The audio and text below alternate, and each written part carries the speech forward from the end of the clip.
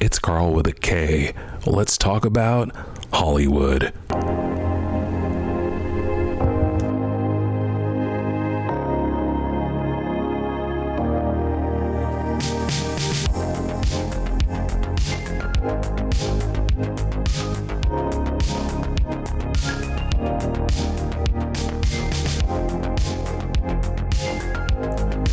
Welcome to the show. Hi, everybody. This is Karl Gibson, and this is Let's Talk About Hollywood, an audio memoir podcast that's about my career in Hollywood, how I navigated it, the career that I'm still navigating, and it goes from my start in journalism professionally in 2001, right out of the gate, with an A-list legacy magazine, which was the Hollywood Reporter, which still exists. At the time, it came out every single day, so it was a lot of pressure, as anyone who worked there can attest to, and many of them still do work at the Hollywood Reporter. So it also goes into my career in streaming with the studios, and also includes honest reflections on my personal life,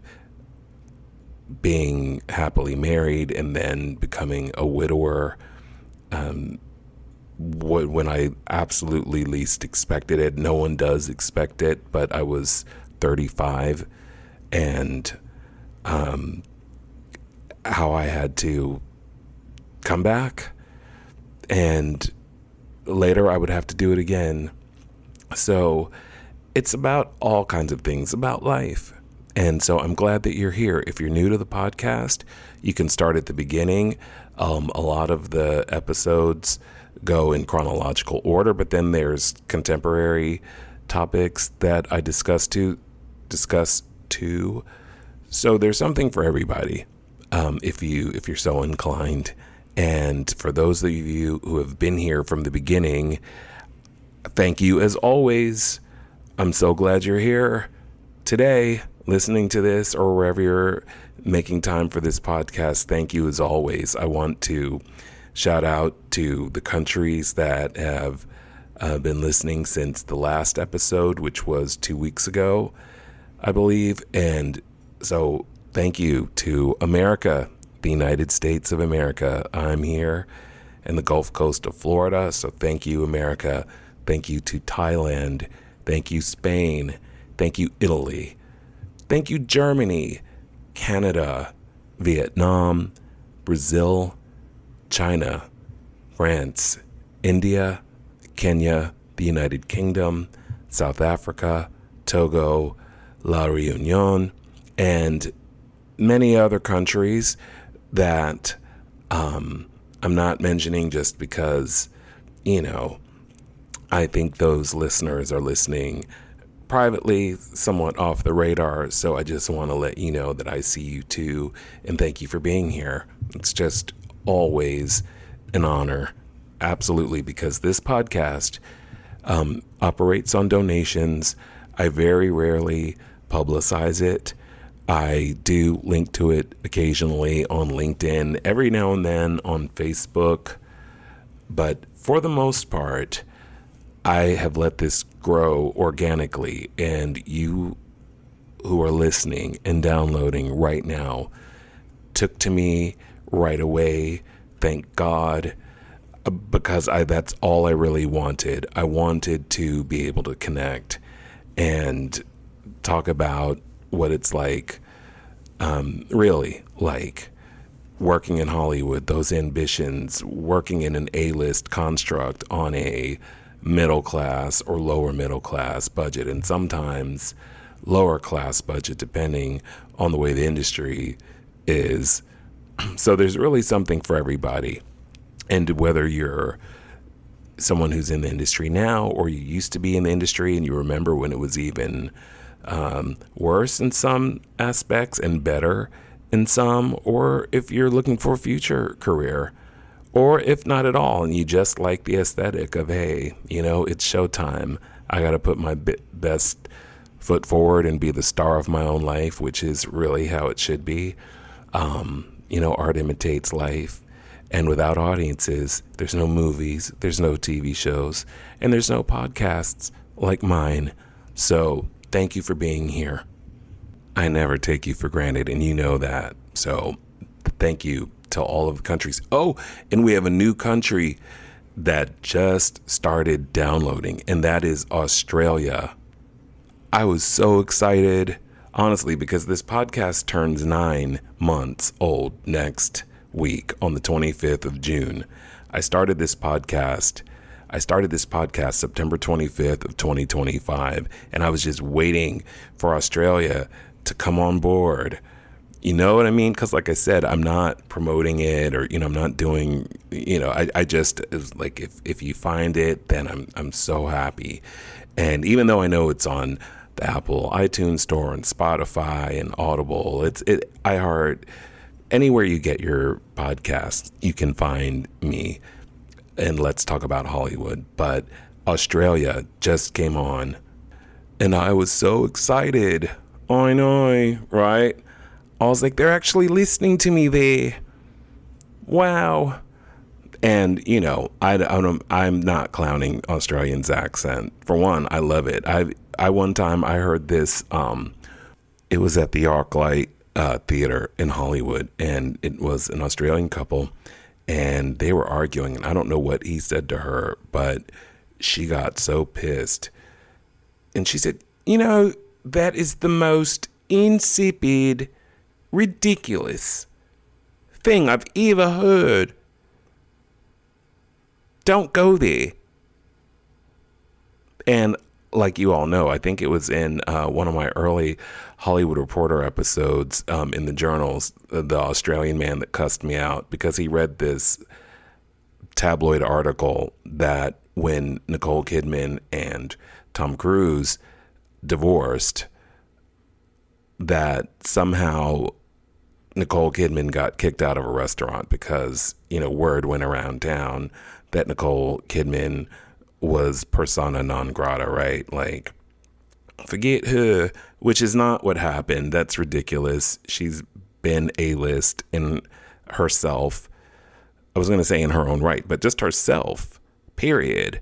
Not only in Australia, but the world, right? So it just wasn't even true. But this man listened to it, and I told you, he called me and cussed me out. He was like, yeah, call. No, it was, yeah, kill. I remember it was like, wow. There's no A. There's no R. He was like, yeah, kill. Just want to let you know, I read the report about Nicole Kidman getting kicked out of a restaurant there in Hollywood, and I just want to let you all know that you're a bunch of losers out there. Losers. Oh, he went off. And I actually wrote down, I transcribed that message. It is in my journals because I never forgot it.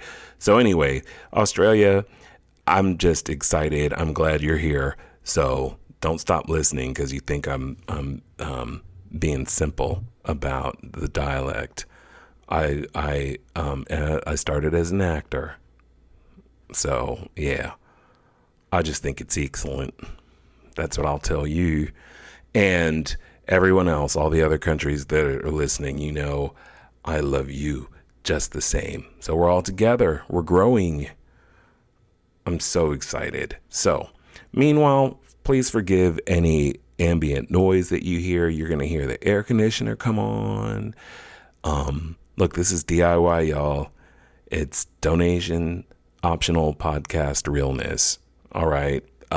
So I'm not in the studio. I'm doing my best, but it is Florida and it is hot AF. And I mean, like, it's like 101. And I know it's hot all over the world. And I know that it's hot in Europe. And I know there have been heat waves. So these are first world issues. I know. I'm just letting you know I can't. This is Let's Talk About Hollywood, but I can't do this like the 30s and just not have the air conditioning on. Because I'll just pass out. It's too hot. I can't deal with it. Anyway, I wouldn't pass out, but it's a lot. And I've been doing chores outside. And by the way, speaking of accents, do you know, I don't know who was talking about it, but I think there was a study that people who talk in accents, sometimes they just lapse into accents. It's a stress reliever. So, see, it doesn't mean that someone's making fun, and it doesn't mean like they're having a mental break, which of course I would not make fun of at all. But I'm saying, yeah, I don't know what the study was. I'm sorry, I'm not giving you better facts, but I thought it was interesting. They just said that speaking in another accent can be calming and stress relieving. And I think it's true. There's times, again, because I've been an actor, and I started as an actor. I was an actor for 15 years professionally. And there were just times, of course, you'd work with a dialectician or you'd listen to people. And I know I had to do a lot of British accents. And for everyone here in the UK, listening, I know that there's different dialects. Like there's so many regional dialects, right? So anytime you'd be running it past a British friend, they'd go, "We don't talk like that." And it's like, right, not you, but maybe in this particular territory. And so, of course, Americans don't always know the difference. So a lot of times when I'm stressed, I do find a British accent quite comforting, darling. And romantic too. Like I always would love to do like a romantic scene, but like where you're trying to implore your lover, to not be pissy. Just darling, think of the children.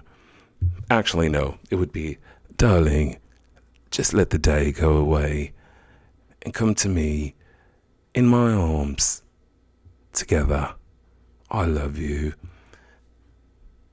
And of course, someone's going, "We don't talk like that." And then, there's the, the Cockney and the, "I don't want nothing." How about that? "I don't want your love. I don't need nothing from you."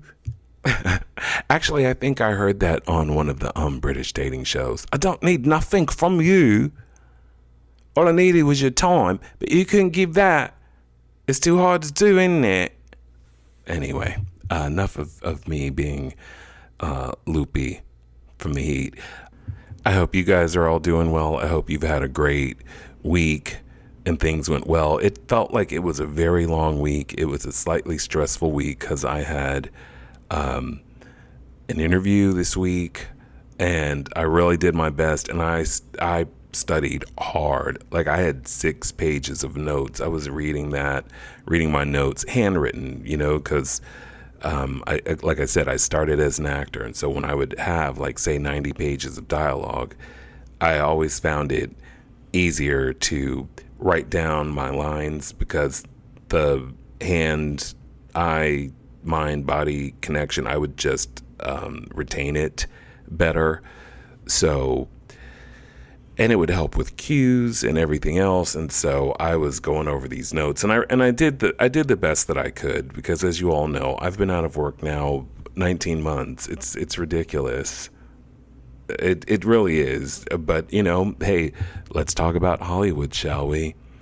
That it's really like that, and it has nothing to do with a lot of the drama that's happening now. I left LA at the end of last year, December 31st, New Year's, came here to the Gulf Coast. As I said in an episode, I talked all about it, to shake up the algorithm. And in that respect, it is working because, of course, while I still have my Los Angeles base and my Los Angeles network of, hiring managers and peers, I'm also starting to resonate more now with New York, which is closer. It's probably a 3-hour plane ride. And so that's good. So it's going to work out. I know it is. And this podcast has always been a passion project. It took off right away as far as getting an audience like you, my audience. It happened so fast, and it spans 30 countries. And it's a labor of love and a passion project. And so It's time to get a job. I'll still do the podcast. I'm not going anywhere. I'm committed. Like I said, if you weren't here, I wouldn't be here recording. So that relationship is not going to change. This podcast isn't going anywhere. And we're in season 2, which covers the year 2002. And it's 2026 right now. So we've got many, many seasons to go. And speaking of season 2, when this episode starts, we're going to pick up. I believe it starts in September. So we're almost going to be into a new season. I'd say within a month, into season 3 of Let's Talk About Hollywood. And if you'd like to support the podcast, you can go to my website, www.letstalkabouthollywood.com. There's a donor box, that's the platform. It's right there at the top of the page. If you're listening, if you've downloaded this podcast, or if you're listening in the show notes, or which is the description of the episode, you'll see the 2 different links that you can use. No amount is too small, and I appreciate your support. And if you want to, you can always just go to www.letstalkabouthollywood.com/support.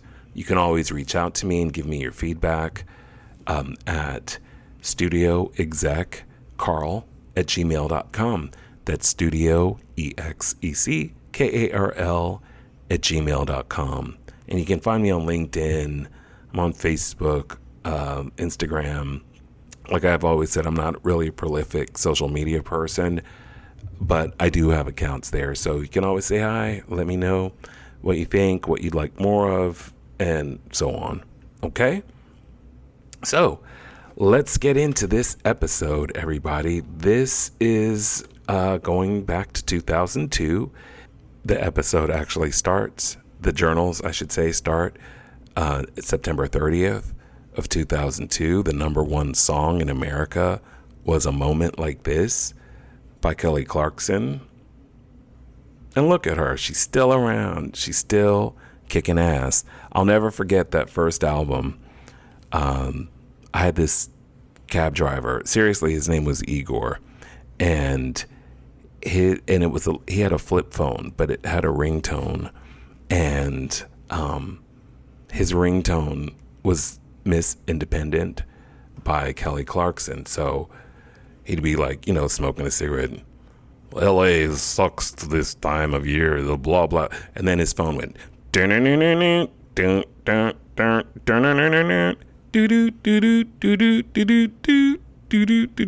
I saw Miss Independent, and I'm like, what is Igor doing listening to Miss Independent? Now, it's not that he couldn't have, it just didn't go with his vibe, right? I mean, he looked like he changed, fan belts with his teeth, and then it was like, Miss Independent. But then he said, that's my wife. That's all I know is my wife. So that's how Igor knew his wife was calling when Miss Independent came on. So Kelly Clarkson, she's badass. I love her.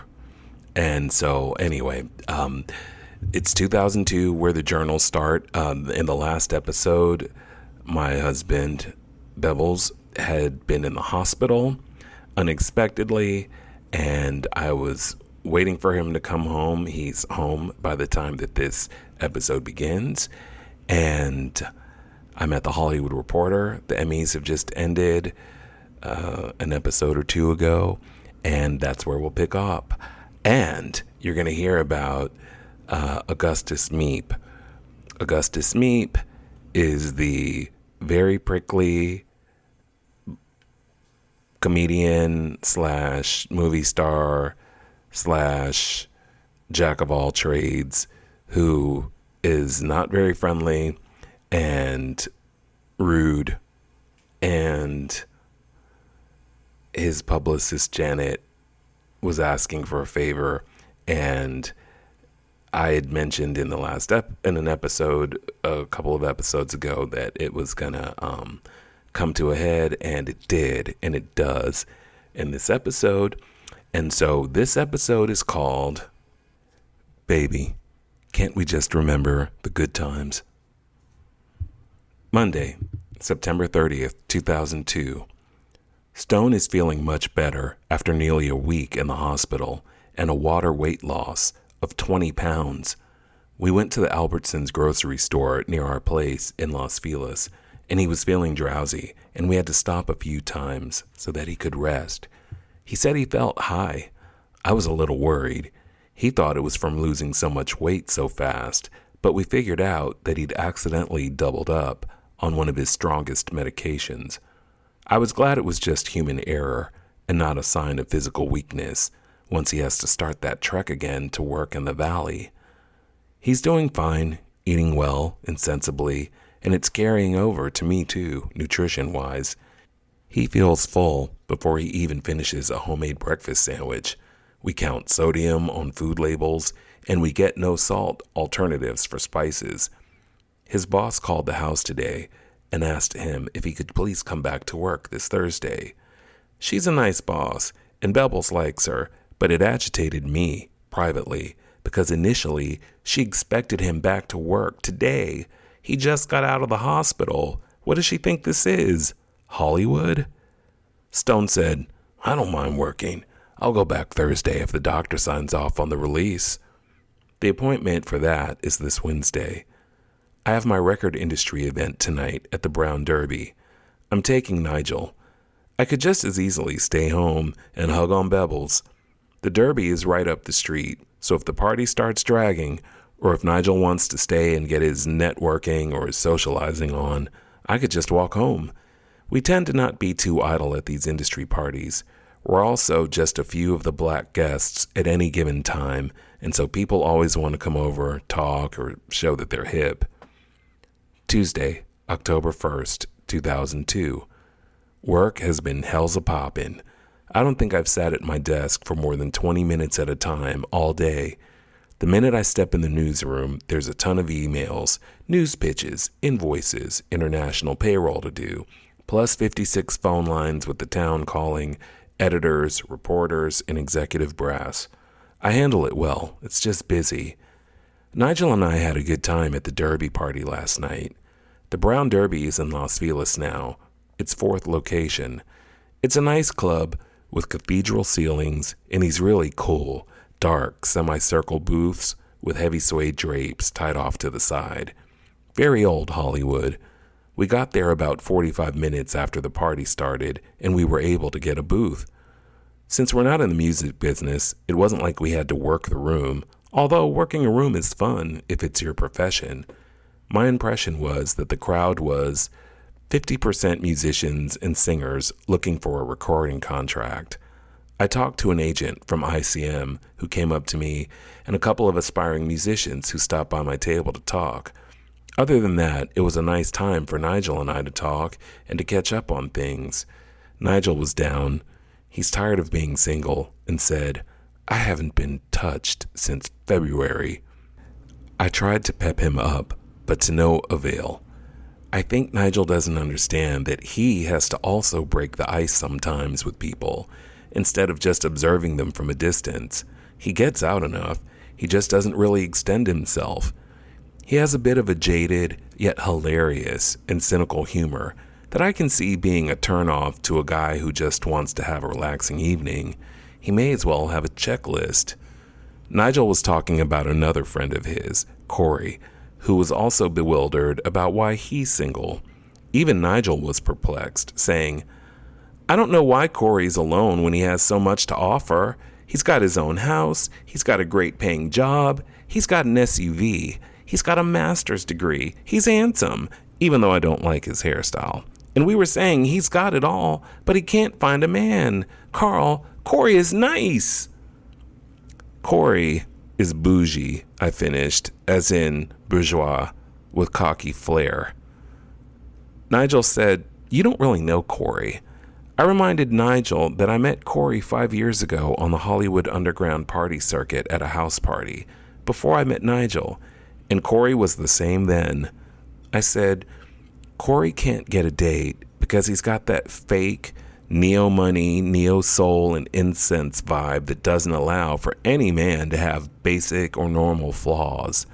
I remember he invited me and Armand to go see Romy and Michelle's high school reunion, and we said we were going to get a drink instead at the Study in Hollywood, and he all but clutched his pearls and said, Oh, I don't go there.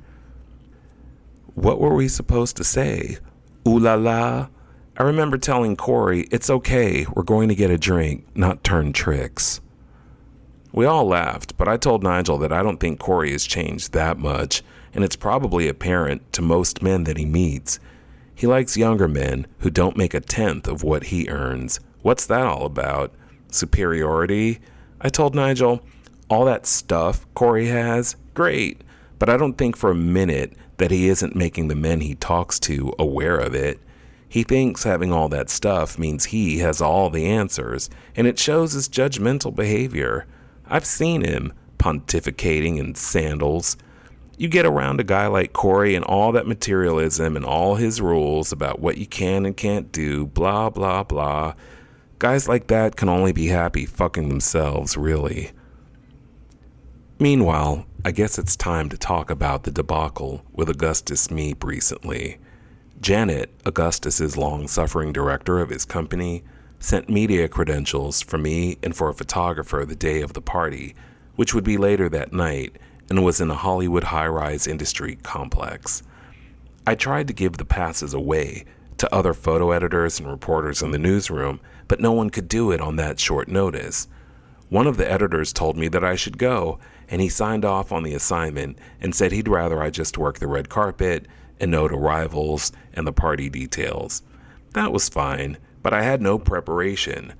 There was a wish list of celebrities allegedly attending that seemed fantastical and falsely confirmed, ranging from Samuel L. Jackson to Penny Marshall, Damon Wayans, and Justin Timberlake. Nigel wanted to go. He liked Janet last time he met her and enjoyed the party where we met Earth, Wind, and Fire, and he told Janet that I was Legacy Hollywood's Black Link. Since we didn't need a photographer and can just use our various photo agency accounts at the magazine, I told Nigel he can have the photographer's badge, no camera necessary, and he can help me note some of the arrivals if I don't recognize certain talent. We planned it all out, but it was total pressure. I didn't really want to do it, and I felt like Janet set me up for this chaos, but it was an opportunity. I already didn't think the magazine would run any coverage. No way that all those celebrities they claimed were showing up were going to, and it was probably pointless. But this town is about relationships, and we're all supposed to be ambassadors of the Hollywood Reporter, so off I went. But before I left for the party, my sister reminded me not to rush. Nigel was fine.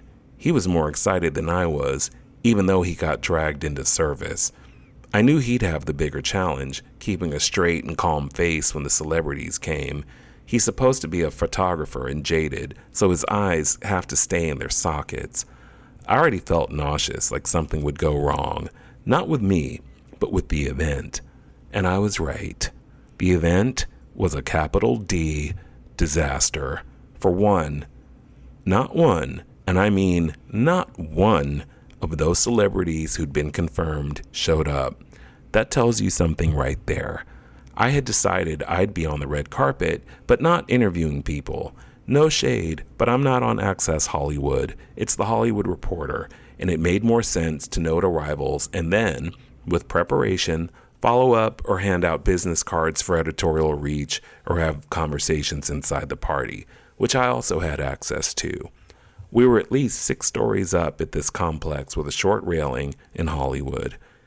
The first sign that this wasn't going well was that no celebrities were arriving. When I got there, Janet signed me in and then had one of her people give me a huge badge to wear around my neck, like we were at an auction. When I took out my reporter's notebook to note potential arrivals and take notes, I was told that I could not have pen or paper, just interview them. About what? I guess the gist is to get talking points about how great Augustus is. I'm sure people are happy with his revenue, but as a person, that ship is bouncing all over the place. I decided that wasn't going to work, so I decided to embed myself, so to speak, in the actual venue, in the event that celebrity guests came through other entrances and I could write down quotes, background, and more germane Hollywood deals and news, things they'd actually be glad to talk about. There were none, and Nigel and I did so many circuits. It was like the Blair Witch Project, where you end up in the same place. Finally, Augustus was about to arrive. At this point, I'd started talking to an iconic black publisher, one of the first at a legacy pop culture magazine, and he was just as confused as I was. It wasn't a party or an event as much as it was a bottle service, upsell to the general public, which is fine, but it's not newsworthy. We didn't want to leave too early, so we waited at the end of the red carpet, closer to the venue, along with an elderly and iconic photographer who's worked for Ebony and Jet magazine and taken pictures that last the test of time of the civil rights struggle and more. Nigel was doing great as a de facto spotter for me, and in the presence of these pioneering people, I felt deeply moved, and it was deeply profound. Just then, a security guard with a New York accent and a too-tight suit came out and ushered the four of us back with an arm like a shopping center guardrail. "Back! Back!" he shouted as three assistants lugged out three black suede-covered boxes, like a taller version of the boxes they use at dog shows. "Up! Up!" the security guard hollered. "Up where?" I asked. The others were just trying to figure out what was going on. "On the box!" the security guard yelled. "Mr. Augustus Meat needs protection from his fans."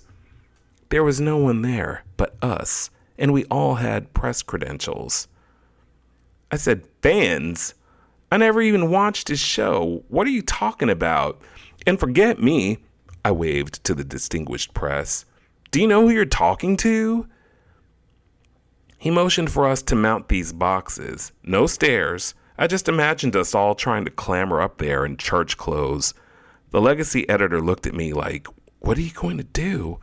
And I said, "There's no way I'm getting up on that fucking box. I'm not one of his fans. I'm out." Nigel followed me, and I walked the red carpet where a string of people with tickets were waiting, and Janet, sensing the discord, came running up to me. "Baby, what's happening? Where are you going?" I said, "Home. Augustus's security is telling us to hop up on boxes so Augustus is safe. From us? We're working. We're not here as fans." She said, "Baby, please. Can you please go back?" I said, "No, Janet, I can't, and I'm not." I went to hand her my press credential, and she refused to take it, as if it were up for discussion, especially with Augustus due at any moment. Janet looked panicked and asked me, "What do I tell Augustus?" "He wants you here." I said, "No, he doesn't. And you can tell him I said, fuck this." And with that, I threw my laminated credential, without the metal latch necklace, off the balcony and watched it helicopter down to the Hollywood streets, where a Hispanic teen skateboarder, straight out of What's Up Rockers, caught it and said, "Cool," and skated off down the boulevard. Nigel followed me to the elevator and said, "Damn, Karl, I've never seen you that angry. That was cool as hell."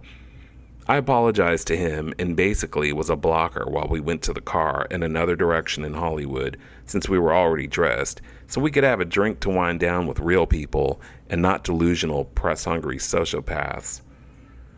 The next day at work, Janet had flooded my inbox with apologetic emails, but not before asking, was something going to run on Augustus Meep's event? She even messengered over a CD of photos that one of their approved photographers took. Before I even could reply to her, I took the photos to the photo editors, and we saw that there were no listings with the pictures as to who the people were. None of them were recognizable, and we even asked more staff to come over to see if we could recognize anyone, and we couldn't. None of the confirmed celebrities had shown up, so there was no news value. People have drinks in Hollywood every night and day for miles. There was nothing to distinguish this other than bad promotion and bad brand stunts. It wasn't going to run, and that was great, because I hadn't written anything. Janet emailed again, and I told her that there were no usable photos and that the whole 90 minutes I'd been there was a bust. I told her that I'd tried to honor my commitment, that I have always been professional to Augustus, and my editorial capacities. I also told her that she was lucky that I had been the one to get put through that chaos, because if it had been my editor or anyone else, it would have been a different story. I told her best of luck to her in her endeavors, that she's a personable and proven professional, but that my disappointment was both personal and professional as well. I was honest that I doubted that this story would make the paper. Janet sounded desperate and said, "Baby, can't we just remember the good times?" I said, "There have been no good times. Perhaps Mr. Meep's next media event will be better served by somebody else. I give up." All right, everybody, we're back to 2026, and it's time for the recap. Okay, so Augustus Meep, I do believe that was the last drama with him. As I mentioned in the last episode, we did end up working for the same employer years later. I never really had to deal with him. We just got paid from the same cost center, I guess. But with this particular event, like I said, I believe that what happened was that there were so many sponsors and so many different brands jockeying for position. I think today, in the 2020s, that would be fine. It would be all over Instagram. There'd be hashtags, and the people that paid to be there and the people that wanted to have access to kind of like a splashy Hollywood venue, they would have made it a success. But at the time, and this is before social media, it just was a clusterfuck, and excuse my language, and there was just really no news value at all. It was just bottle service, and it was a waste of people's time. I don't even know that Augustus knew that any of this happened, because he did send over profuse apologies. I just really had nothing more to say. I can honestly tell you, he faxed me something and I threw it right in the trash. Yep, I was like, this is ridiculous. And I think also his people said that, that wasn't his regular security guard. It was just someone hired for the event. And, that happens. I remember a Grammy party. I remember going to a Grammy party in 2005, and they would not let Paul McCartney, Sir Paul McCartney, and he deserves that, sir, because the Beatles, there's so whether you like clean cut Beatles or you're like me and you like the trippy long hair fly Beatles, and if you like Wings, and he's an icon, and the security guard did not recognize Paul McCartney and would not let him in. And Paul McCartney didn't even trip it. Paul McCartney was just like, "Oh, all right, well, all right then." He didn't, to his credit, he didn't say, "Do you know who I am?" And he could have. He could have caused a scene. I think it was, I think that this was for a Grammy party for Jermaine Dupri, the producer. Now, see, and I don't think he knew. I don't think a lot of these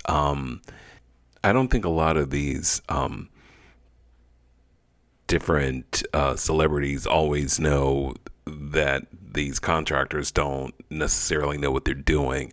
And I remember not going into that Grammy party because I thought, well, if you don't know who Paul McCartney is, you sure not gonna know who the fuck I am.